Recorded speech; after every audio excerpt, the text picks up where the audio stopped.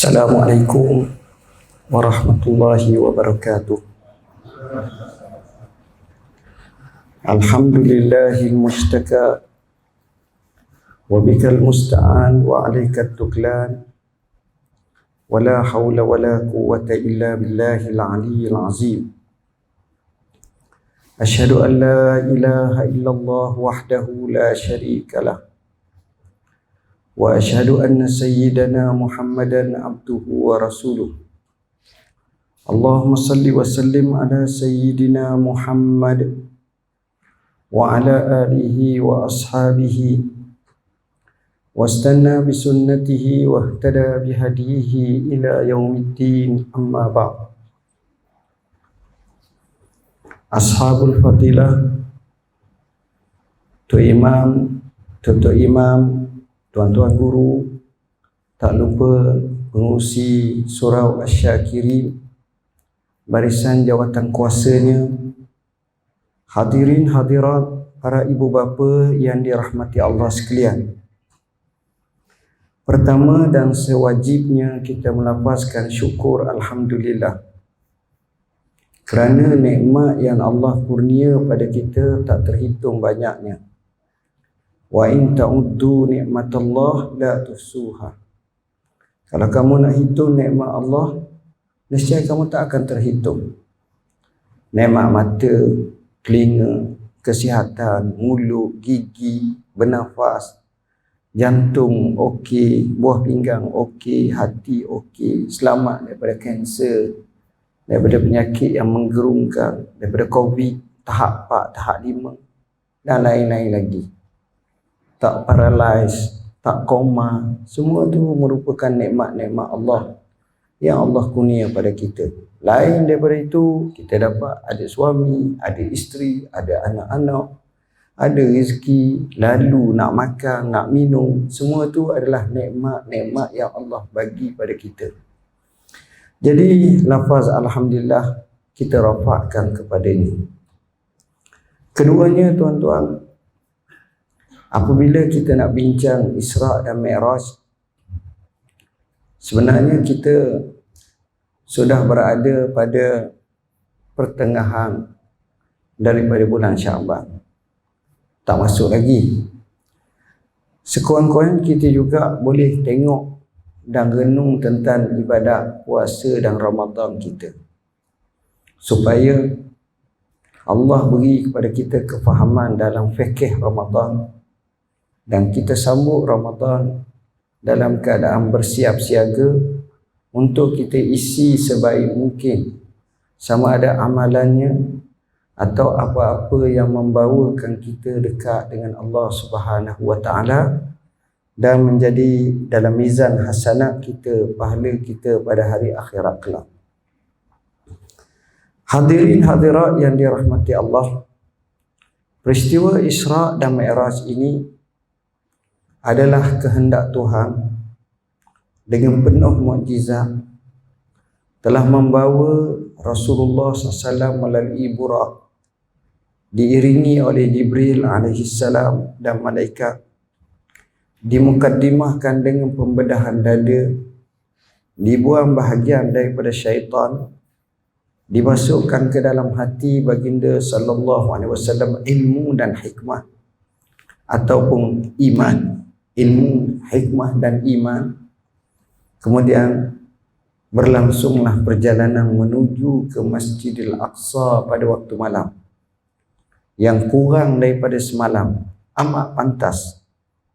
Di situlah Rasulullah SAW mengimami salat untuk para Nabi dan Rasul alaihi wassalatu wassalam sebagai mengesahkan Nabi kita Sayyidul Anbiya wal Mursalin, begitu juga Imamul Anbiya wal Mursalin.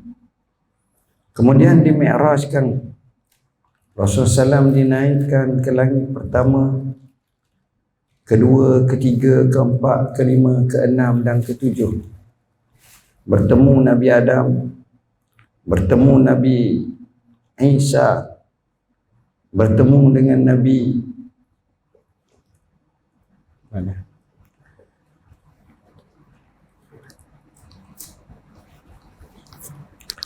bertemu dengan Nabi Yusuf, bertemu dengan Nabi Idris, bertemu dengan Nabi Harun, bertemu dengan Nabi Musa, bertemu dengan Nabi Ibrahim alaihi wassalatu wassalam. Beberapa nabi-nabi yang ditemukan itu, mereka menghadapi terlalu banyak tribulasi dan ujian dalam sudut yang amat berbeza. Sebagai contoh, Nabi Allah Adam alaihissalam, ujiannya anak-anaknya ada yang taat dan ada yang derhaka. Betapa sedihnya Nabi Adam bila tengok kumpulan anaknya yang mengingkari perintah Tuhan. Kepada Nabi Isa menunjukkan ujiannya cukup besar apabila dituhankan dia, tapi Allah sisihkan. Cubaan membunuh, wa ma qataluhu wa ma salabuhu walakin syubbiha lahum.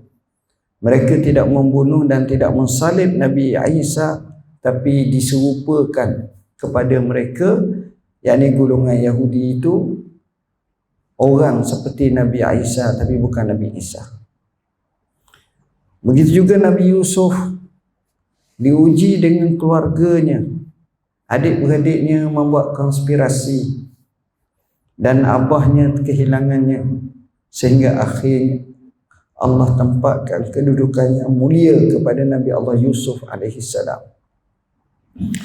Kepada Nabi Allah Harun juga diuji dengan kaumnya apabila ditinggalkan oleh Musa untuk mengendalikannya. Kepada Nabi Idris alaihissalam kedudukannya yang mulia pada langit keempat, yang dinyatakan warafa'nahu makanan 'aliyya, dan kami angkatnya pada kedudukan yang tinggi. Kepada Nabi Musa yang penuh tribulasi, sama ada dengan Fir'aun, sama ada dengan kaum Bani Israel sendiri, sehingga Allah Subhanahu wa ta'ala zahirkan kehebatannya. Kepada Nabi Allah Ibrahim, Allah ujinya dengan rajanya ketika itu, Namrus, yang membakarnya dengan api. Begitu juga dengan beberapa siri ujian lain, termasuk dia tidak mempunyai anak dalam tempoh yang lama, sehingga datang malaikat mengkhabarkan akan mendapat anak. Maka di situ juga ujian. Dahlah dapat anak, disuruh sembelih pula, ujian lagi. Dahlah dapat anak, disuruh ditinggalkan di kota Mekah yang disebut sebagai fi wadin ghairi zi zar'in, lembah yang kering kontan, tak ada sebarang tanam-tanaman. Allah uji.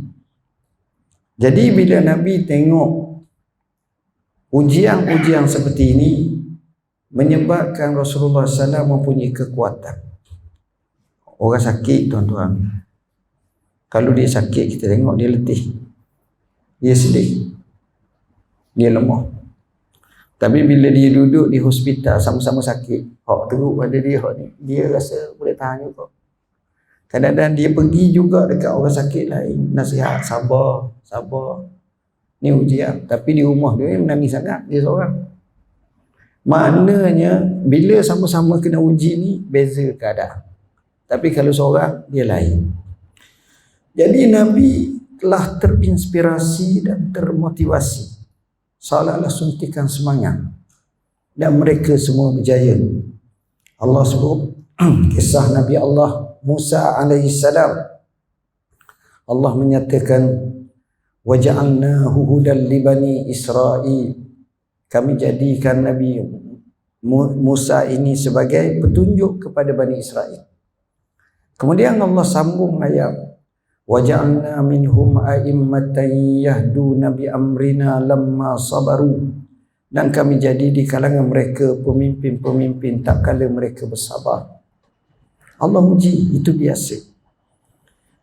Kemudian Nabi SAW disampaikan sehingga ke Baitul Ma'mur, tempat ibadat para malaikat yang masuk hampir 70,000 setiap hari dan tak akan keluar Begitulah tanda betapa banyaknya para malaikat, ramainya Allah saja yang tahu.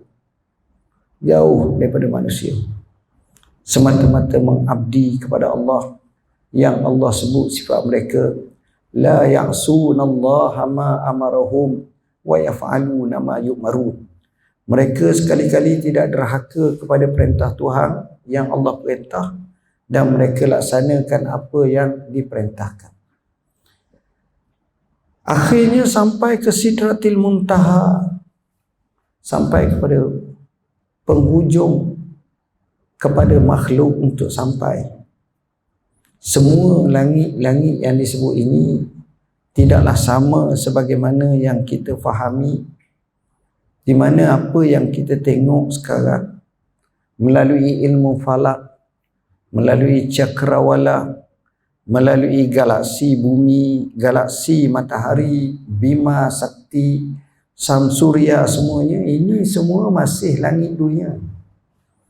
Yang Allah sebut dalam Quran, walaqad zayyana as-samaa'a ad-dunya bimasabiha wa ja'alnaha rujuman lisyayatin. Dan kami jadikan, kami hiaskan bagi langit dunia ini lampu-lampunya. Lampu di situ maksudnya bintang-bintang, bulan yang memberi kerdipan cahaya kepada manusia pada waktu malam. Jadi tuan-tuan dan puan-puan yang dirahmati Allah, akhirnya Rasulullah SAW bertemu dengan Tuhan, ditaklifkan solat 5 waktu. Cumanya dalam perjalanan banyak perkara Nabi dilihatkan. Dilihatkan Ifrit, dilihatkan Iblis, dilihatkan Yahudi Nasrani, dilihatkan dunia berupa perempuan tua yang berhias. Semuanya menyebut dengan satu kalimah, ya Muhammad anzirni as'alka. Hai Muhammad, tunggu aku nak tanya kamu. Tapi hikmah Rasulullah sallallahu alaihi wasallam sepatah pun tak jawab. Setiap kali dikhabarkan oleh Jibril, Jibril akan kata, kalau kamu jawab, nescaya ramai umatmu akan ikut. Tengok tuan-tuan. Sehingga akhirnya diperlihatkan bahagian balasan-balasan. Orang tak semayang, orang tak bayar zakat, orang makan harta riba, harta anak yatim, orang tak laksanakan macam-macam. Semuanya mandatiri. Dan Allah juga perlihatkan orang yang sabar dengan ujian, seperti Masyitah, tukang sikap putri Fir'aun. Begitu juga orang yang berjihad fi sabilillah dengan berinfak dan lain lagi. Jadi tuan-tuan dan puan-puan, cerita seperti ini kita dengar saban tahun, dan alhamdulillah kita pasak dalam jiwa kita. Di sini ada beberapa perkara yang saya nak ambil dari segi iktibar. Mudah-mudahan ia memberi manfaat kepada kita. Iktibar yang pertama tuan-tuan, dalam peristiwa yang seperti ini, sebenarnya bukan semata-mata kepada kita, tetapi kepada mereka yang sezaman dengan Nabi.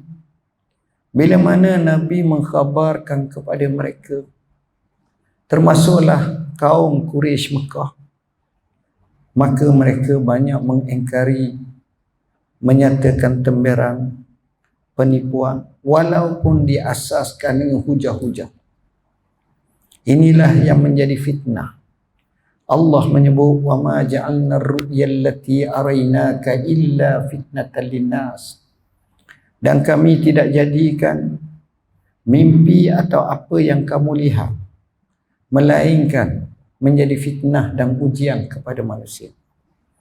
Iman yang lemah, dia tak percaya. Ini yang jadi masalah. Jadi ukuran kat kita sekarang tuan-tuan, masalahnya iman. Macam mana siqah kita? Macam mana percaya kita, macam mana yakin kita kepada Rasulullah SAW, kepada ajaran yang terkandung dalam Al-Quran, kepada amalan-amalan yang diwajibkan kepada kita, setakat mana kita percaya. Sebagaimana dalam peristiwa Isra itu, maka ini juga cabaran. Kita dengar ada orang kata Quran ni tak sesuai. Ada orang kata zaman sekarang kalau ikut benar Islam ni dia huru-hara kata dia. Zaman sekarang ni kalau jadi dia kefahaman tu terbeza. Bukan tugas kita menghukum, tapi nak gambarkan kerana sebahagian kejahilan, kedangkalan, akhirnya seolah-olah terhijab. Kadang-kadang kita tengok, ambil dalam contoh analogi yang mudah. Ada dua orang jiran. Dua jiran, dua-dua Islam. Dua-dua Islam. Dua-dua lebih kurang pandai sama lah. Seorang ni setiap hari ialah dia kerja lah, jadi cikgu ke, jadi kerani ke, jadi pegawai kerajaan ke. Hak seorang lagi mereka ubah sebelah-sebelah. Setiap kali mereka akan sapa menyapa. Yang seorang ni setiap waktu, khususnya petang, malam, dia akan pergi masjid. Dia bawa anak bini dia, naik start kereta, mari ke Surau Asy-Syakirin. Dia mari Surau Asy-Syakirin, dia masuk, dia tengok tabung, dia letak duit sikit, dia semayang. Dia dengar orang mengajar, anak bini dia pun dengar. Selepas daripada dia selesai dengar semayang isyak berjemaah, dia pulang. Itulah rutin dia sudah sekian lama. Dan dia rasa kepuasan. Sahabat dia, jiran dia satu lagi ni, kerjanya menega. Jadi menega ni tuan-tuan faham lah. Jadi menega pasal malam. Nama je pasal malam, tapi petang tu start dah. Jadi setiap hari pukul 4, 4:30 katakan, dia akan keluar. Dia akan keluar nega. Nega dengan van dia sebiji, dia akan keluar. Dia kadang-kadang laki bini keluar. Dan adalah sekali-sekala dalam 5-6 bulan sekali, jiran ni pergi pasal malam tu, terserempak lah dia nega tu. Tolong beli contoh. Dua-dua ni akan berfikir satu sama lain. Ini saya kata cara persepsi. Yang rajin pergi ke masjid ni, terdetik dalam hati kata, Allah kesian kat dia. Daripada umur 25 mula nikah, sampai umur 65, nega semua. Dia dah nega malam raya. Malam raya. Ramadan nega lagi. Sebab bazar Ramadan pula. Mak kaya dah ni. Siang dia. Dalam suasana semayang, tak ada berapa. Bolehlah seorang-seorang datang nak nega, customer, klien mari. Oh, ni kena layan, gini-gini semayang pun curi-curi. Gitulah. Asar curi-curi, maghrib curi-curi, isyak pun curi-curi gitulah. Ganti dengan bini, dengan anak, gini-gini. Oh, nega duk ni. Nak kata kaya sangat dah juga. Nak kata miskin dah lah. Tapi adalah duit. Bolehlah mewah-mewah sikit. Belilah kereta mahal satu, kereta mewah satu. Van nega. Maka persepsi orang yang pergi masjid ni, dia akan kata, oh, dia latilah dia dah cakap tu kesian. Tua je tu. Bagi orang yang pergi, orang yang menega ni pula kata, rugi je. Dia tu cerdik tapi tak menega. Tengok aku dapat semalam-malam dapat 300, 400. Itu bersih. Dia dah mari sejik je. Dia surah dia bagi pula 5 riyal, 10 riyal gitu. Alhamdulillah Allah bagi aku. Rugi je. Tak cerita. Dua perspektif yang berbeza. Tengok, cara tengok tu berbeza. Hak ni kata orang ni rugi, hak ni kata orang ni rugi. Tengok. Perkara macam ini, kenapa? Kerana cara tengok tu. Cara tengok Islam tu. Cara tengok kita dengan syariat tu. Kita dengan agama kita. Ini satu perkara yang penting. Sebab itu, cara sahabat tengok dengan cara kita tengok lain. Sahabat semayang, kita semayang. Apa beza antara sahabat semayang dengan kita semayang? Kita semayang kalau ada masa, kita semayang lah. Tapi kalau ada meeting juga, payah dah kitanya. Kalau ada pula orang kata nak ajak buat projek apa benda, lain dah pula kita ni. Sahabat tak, apa benda pun solat nombor satu. Jadi priority dia itu hak nombor satu, solat. Dia khalifah ke? Dia panglima tentera? Dia pekebun ke?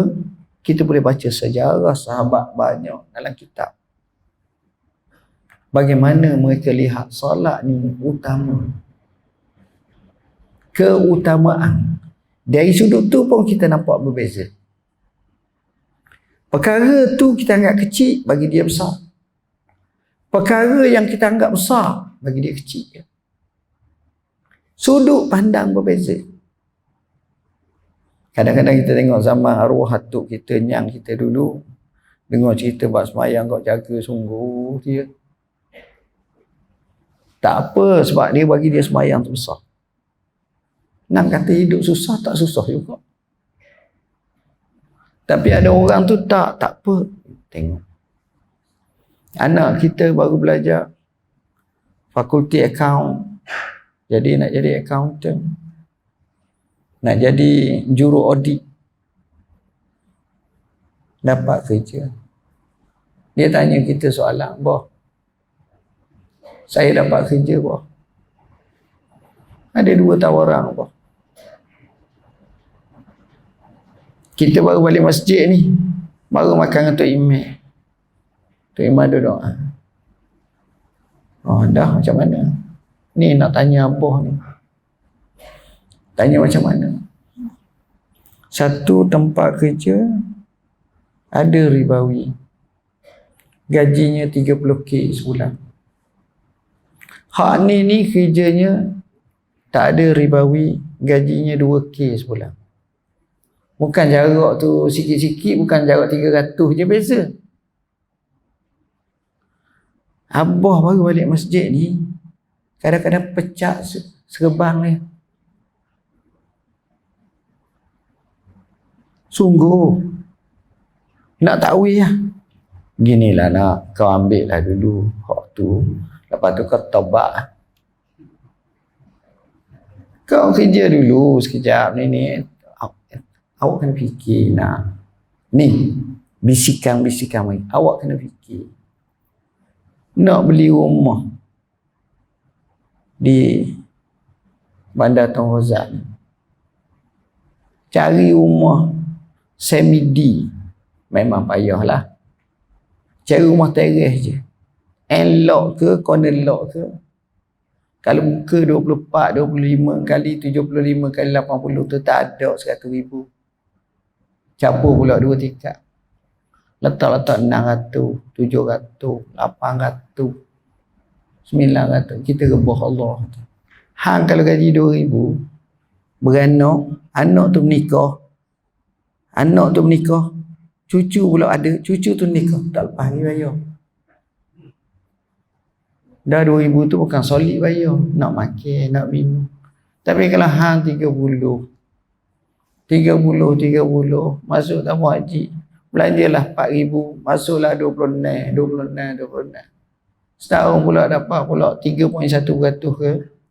Masuk pula apa-apa saham lain, contohlah. Hang 3 tahun je, rumah cash. Dia mari dah mikir, lepas tu kau taubatlah, gaji gini. Dia pun hanya betul kat ya tau. Betul kok. Kita pergi Mekah sama. Setiap bulan Ramadan kita pergi Mekah. Jadi tak apalah, kita pergi Mekah, kita doa Tuhan. Allah Maha Pengampun. Contoh. Perkara-perkara macam inilah cabaran kepada kita. Antara boleh dan tak boleh. Macam mana kita nak letak biar betul-betul, biar boleh. Macam mana kita nak buat, biar betul-betul. Saya selalu sebut, kalau hak kita 2 bilion pun ambil. Tapi kalau bukan hak kita, 10 sen pun tak boleh ambil. Tu je, kaedah je. Kalau betul cara, tak ada masalah. Kalau tak betul, Masya Allah, dia akan backfire, tak baik. Perkara ni kalau kita tengok dalam Isra' Mi'raj, banyak mengajar kita. Ni ujian. Dan nombor 2, sebab masa tak banyak dah, saya hanya nak sebut sudut sisi seorang sahabat Nabi namanya Abu Bakar. Abu Bakar As-Siddiq radhiyallahu anhu. Ramai di kalangan mereka menyatakan digelar sebagai Siddiq dia tu kerana dia membenarkan peristiwa Isra' Mi'raj. Salah satunya, saat Abu Jahal, orang kafir Quraisy, mengambil kesempatan untuk melemahkan keyakinan umat Islam dengan peristiwa Isra' yang tak masuk di akal, seolah-olah ini sudah menjadi satu dongengan. Tapi Abu Bakar tetap percaya. Kepercayaan yang luar biasa kepada Nabi itu, maka layak dia dimartabatkan dengan martabat Siddiq. Siddiq ni tuan-tuan, dia bukan orang tanya, makan tak lagi? Kita kata tak. Memang kita tak makan. Benar kita cakap. Tapi bila kita kata Siddiq ini, itu tadi macam Sadiq. Kalau Siddiq ni, kedudukannya benar-benar membenarkan. Marilah apa-apa pun, dia tetap percaya kepada Rasulullah SAW 100%. Satu inci, satu benda kecil pun tak ada keraguan pada Nabi. Itu perangai Abu Bakar. Sebab kedudukan Siddiq inilah kedudukannya selepas Nabi-Nabi, mengatasi para orang mati syahid, orang saleh.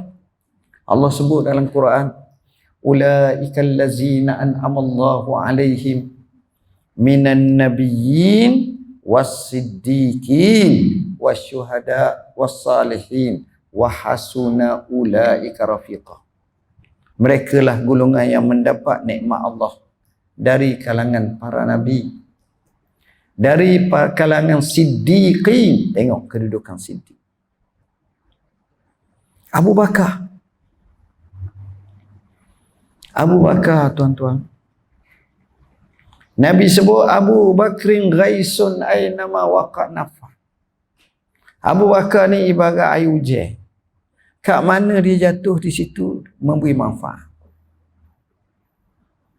Abu Bakar, tuan-tuan, kita tengok. Kita nak cari orang yang seperti Abu Bakar.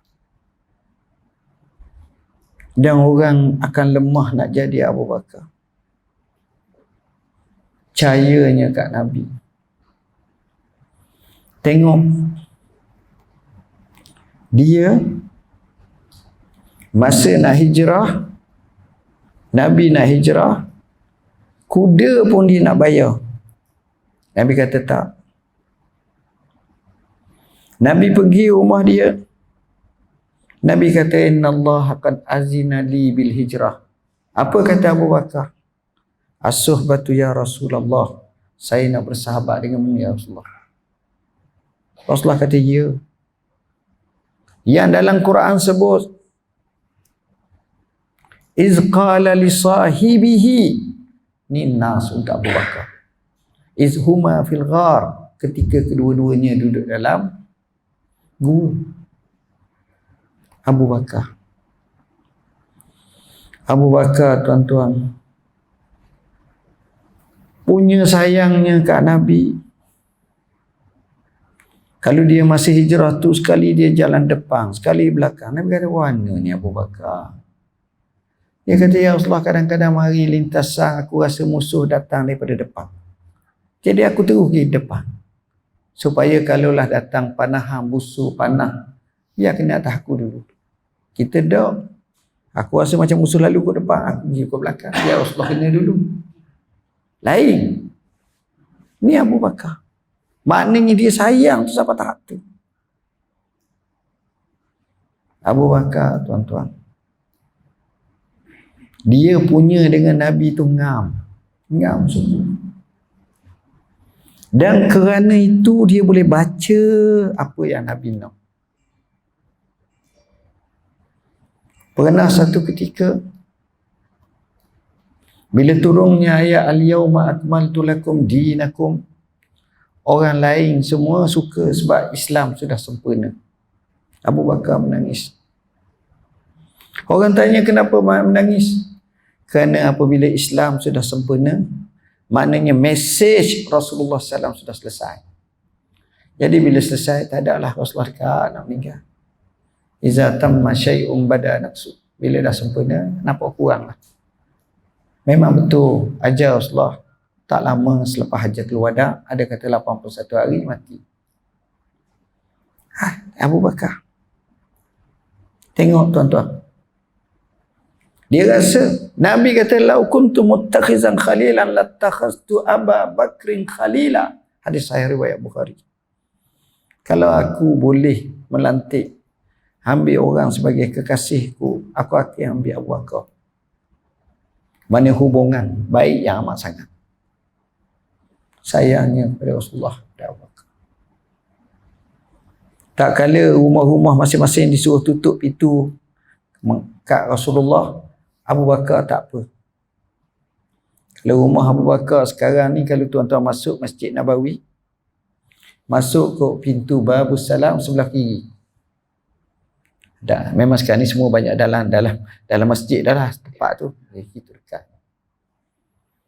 Abu Bakar biasa dengan Nabi, pergi mari dengan Nabi, berjalan dengan Nabi, perang dengan Nabi. Ini Abu Bakar. Abu Bakar bila sampai ke kota Madinah, Nabi nak beli tanah. Tanya tanah siapa? Dia kata tanah 2 orang anak yatim. Milik anak yatim daripada kabilah Bani Najjar. Sebab Nabi nak buat masjid.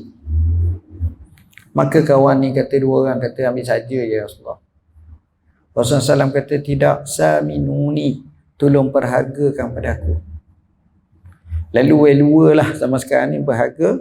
Abu Bakar ambil duit, dia bayar. Dengan sebab itu mereka kata, wallahi, mana-mana orang datang ke masjid Nabi lalu tidak sujud satu sujud, kecuali akan dapat pahala kepada saham Abu Bakar Siddiq. Sebab dia bina masjid. Orang sembahyang di masjid Nabi ni tak macam sembahyang di Surah Syakiri ni. Surah Syakiri ni tak ramai. Masjid pun banyak, surah pun banyak sini. Masjid Nabi tu tak tahulah berapa. Kalau musim haji, musim umrah, musim Ramadan saja. Ni nak hebat. Tu cerita bukan 3 hari ni. Cerita sejak daripada zaman dulu sampai sekarang. Makin lama makin ramai. Ni Abu Bakar. Abu Bakar, tuan-tuan, bagaimana bila kemuncak Rasulullah wafat.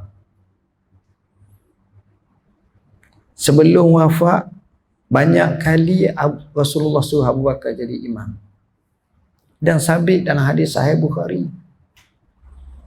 Nak ceritanya kepada kita sikahnya Nabi kepada Abu Bakar. Abu Bakar bila dengar Rasulullah SAW wafat. Rasulullah ni tuan-tuan, riwayat menyebut bila dia sakit berat, dia tak dapat pergi masjid.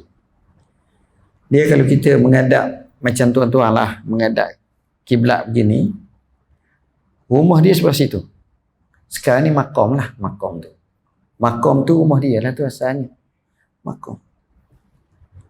Jadi zaman dulu, dia daripada jenis macam kita agak pelepah-pelepah kema ataupun daun-daun tu, dia buka tikar tu, dia tengok. Orang tengah sembahyang ni paling, semua paling tengok. Seolah-olah sampai mereka gembira, siapa macam nak terlupa sembahyang. Nabi isyaratkan teruskan sembahyang, tenang. Dan kata sahabat, bila kami tengok Rasulullah, kami tengok teruskan.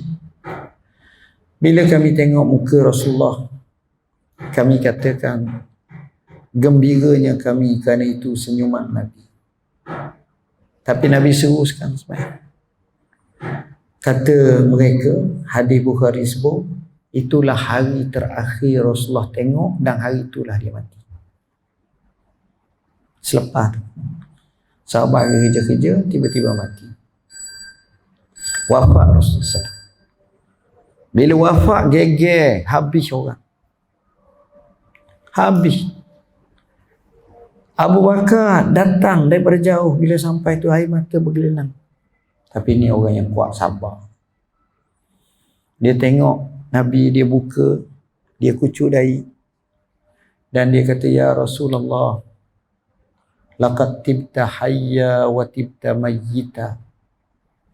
Ya Rasulullah, hidupmu baik sangat, matimu baik sangat. Dan kamu telah rasa kematian. Menangis. Tapi dia tahu suasana macam tu, suasana gayak dan gawat. Jadi orang jadi macam bengong, macam tak. Musibah paling besar. Mati Rasulullah ni tuan-tuan, masa tu wafat Rasulullah lebih teruk daripada seorang mati bini. Lebih teruk daripada seorang mati suami dia, laki dia. Lebih teruk daripada seorang mati anak-anak dia. Itu yang disebut oleh Hassan bin Sabit radhiyallahu anhu. Bilal bin Rabah Al-Habashi bila dengar Rasulullah wafat tu, rebah kaku. Tak boleh nak kata apa. Ada yang macam bisu. Ada sahabat Abdullah ibn Unais dikatakan, ya Rasulullah, ya Allah, kalau betul Muhammad itu Rasulullah, matilah aku sekarang. Aku tak tahan hidup. Mati, tuan-tuan. Nak ceritanya sayangnya mereka pada Rasulullah. Sayyidina Umar mengamuk. Abu Bakar pergi Sayyidina Umar senyap. Umar tak mengacau. Siapa kata Muhammad mati, aku pacung ini. Abu Bakar berdiri jauh sikit, lalu Abu Bakar kata, ayyuhan nas. Semua orang mari kat Abu Bakar. Man kana ya'budu Muhammadan fa inna Muhammadan qad mat. Wa man kana ya'budu Allah fa inna Allah hayyun la yamut. Lalu Abu Bakar membaca firman Allah, apa imma ta'au kutilang qalabtum ala aqabikum wa man yanqalib ala akibai falan yadurrallaha syai'a wa sayajzillahu syakirin. Hai manusia, siapa sembah Allah, Allah mati. Sesiapa sembah Muhammad, Muhammad mati. Siapa sembah Allah, Allah itu maha hidup dan tak mati. Lalu dia baca ayat Quran daripada surah Ali Imran. Apakah dengan seorang Nabi itu mati atau dibunuh, maka berpaling tumit-tumit kamu. Siapa yang berpaling tumit-tumitnya, yakni murtad atau keluar daripada syariah Nabi, maka dia tidak memudaratkan Allah. Dan Allah pasti balas kepada orang yang bersyukur. Sahabat kata, ya Allah, seolah-olah ayat itu, itulah hari pertama diturunkan. Sedangkan ayat itu turun dah.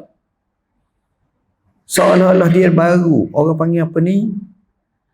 Dia baru boleh menjelmakan ayat dengan realiti yang berlaku. Ini pelik. Kadang-kadang ayat tu kita baca macam dia tu ayat. Tapi ayat tu betul-betul kena tepat atas kepala masa tu. Itu dia punya kefahaman tinggi Abu Bakar. Akhirnya saya ringkas, dia jadi khalifah. Ini saya nak cerita benda pelik berlaku. Pertama, macam mana dia boleh buat? Sahabat susah hati nak tanam Rasulullah ni kat mana? Kat Bakir. Dia beri jawapan, tanam tempat dia mati berdasarkan hadis Nabi. Tanya pula, harta Nabi ni diwaris tak untuk Baitul Mal? Abu Bakar. Tengok pula orang Ansar nak latih khalifah, dan nak beri orang muhajirin khalifah. Minnal amir wa minkumul amir. Daripada kalangan kita ada pemerintah, kalangan ada. Kita buat dua. Abu Bakar beri satu ucapan al-khilafatu min Quraisy, satu riwayat al-a'immatu min Quraisy. Khilafah ni biar daripada orang Quraisy. Dia tunjuk pula kepada Umar. Dia tunjuk pula kepada Abu Ubaidah al-Jarrah, aminu hazihil ummah, untuk dilantik. Kedua-duanya lantik Abu Bakar. Abu Bakar, antara perkara yang dia buat, bila dia balik, dia nangis di rumah. Orang lain sedih, orang lain tak sedih. Ni baru latih dia khalifah. Abu Bakar bawa barang-barang nak pergi pasar. Sayyidina Umar tengok, ya Khalifah Rasulullah, nak ke mana? Ke pasar. Kenapa? Saya nak makan juga. Sayyidina Umar kata, tak boleh, sibuk. Kamu disibukkan, diberi peruntukan. Tuan-tuan tahu peruntukan tu macam mana? Dia ambil sehingga dia mati 2 tahun selepas pada tu dia meninggal. Hak mana lebih pulang balik. Abu Bakar ni tak tahulah. Ni high integrity. Tak ada dah payuh, memang payuh macam ni. Kita kalau kita pegang satu jawatan, ini khalifah, apa benda kita nak buat nombor satu? Kita nak ikut memanda menteri kita, penasihat kita. Tuan-tuan, kalau tuan-tuan pegang jawatan macam tu, apa tuan-tuan nak buat? Nombor satu. Bukan nombor 8, nombor 1. Ni selepas selesai waktu lah, waktu tadi balik ni. Nombor 1 tuan-tuan nak apa? Kita mari mikir, dia kata, mungkin latih menteri-menteri dululah. Mungkin kita kena bincang, kita kena perkukuhkan apa benda lagi dasar-dasar ke apa ke. Abu Bakar nombor satu, bukan nombor 8, nombor 1. Apa yang dia buat? Dia panggil sahabat Nabi bernama Usamah. Usamah ni sahabat muda, umur 16 tahun atau 17 tahun. Bin Zaid. Zaid ni anak akak Nabi, Nabi sayang. Zaid ni mati dalam perang Mu'tah. Zaid mati. Jadi Nabi masa dia gering, dia hantar tentera Usamah. Dan Usamah diketuakan. Dia ikat sendiri dengan tali ikatan dia. Dia beri bendera. Tentera ni nak pergi tak nak pergi. Jadi jalan slow-slow. Sampai ke Sirar. Sirar ni tak jauh lagi daripada kota Madinah. Berapa belas kilometer ataupun kurang daripada itu, dekat sangat. Tiba-tiba dengar Rasulullah wafat, patah balik semua, tak jadi. Sayyidina Abu Bakar panggil Usamah, bentuk tentera yang Rasulullah bentuk, pergi. Sayyidina Umar kata, ya Abu Bakar, kita dalam keadaan tak stabil. Dalam keadaan Nabi palsu muncul. Musailamatul Kazab ada, Sijah ada, Talha al-Uzdi ada, di Yamamah ada, di Yaman pun ada pula tak nak bayar zakat, ada pula ni. Abu Bakar boleh selesai. Abu Bakar kata, wallahi aku tidak akan ungkai apa yang Nabi berikan. Dia heret. Abu Bakar umur 60, 61 masa tu. Usamah 17, 18. Usamah naik atas kuda. Usamah nak turun sebab nak memuliakan Khalifatul Rasulullah sallallahu alaihi wasallam. Dari segi usianya dan sebagai khalifah dan macam-macam lagi lah. Abu Bakar cakap tegas, ya Usamah, ma anta binazilin wa ma ana birakib. Mu jangan turun, aku tak naik. Kerana Rasulullah tempat dah kamu. Dia heret. Apa yang berlaku, inilah ijtihad, orang tak boleh nak memikir. Keputusannya kemenangan besar kepada tentera Usamah. Signal tu orang tak boleh nak baca, tapi Abu Bakar tengok. Datang pula satu puak, kita tak nak bayar zakat, malah dah nak hantar ke Madinah. Sayyidina Abu Bakar letak pasukan tentera perang. Bila Sayyidina Abu Bakar kata perang, Sayyidina Umar kata, ya Abu Bakrin, mereka semayang, mereka sebut la ilaha illallah, asyhadu an la ilaha illallah, asyhadu anna Muhammadar Rasulullah. Apa nak perang mereka? Sayyidina Abu Bakar beri satu ucapan yang masyhur, wallahi lau mana'uni iqalan au anaqan allazi addauhu ila Rasulullah sallam laqataltuhum. Demi Allah, kalau zaman aku ni dia kurang sikit, dia tak bagi pada aku ni satu tah tali je. Sebab zaman Nabi seolah-olah zakat siapa tak bagi juga, ataupun seekor anak unta, zaman aku dia tak bagi, aku akan perang dia. Dan bila lancar perang tersebut, hebat. Jadi tuan-tuan, isu murtad, golongan murtadin di zaman Abu Bakar adalah puncak dengan 3 alasan. Ada kerana ikut nabi-nabi palsu, ada kerana mengatakan syariat Islam sudah diterhapus sebab Nabi mati, wafat, ada kata kerana tak mahu bayar zakat. Ini alasan. Semua tempat hampir murtad. Yang kekalnya 3 tempat, kata setengah ulama. Mekah, Madinah, Taif. Yang lain tak goyang kuat sangat. Tapi tegah Abu Bakar ni, semua golongan murtad tu patah balik dan diperangi berjaya.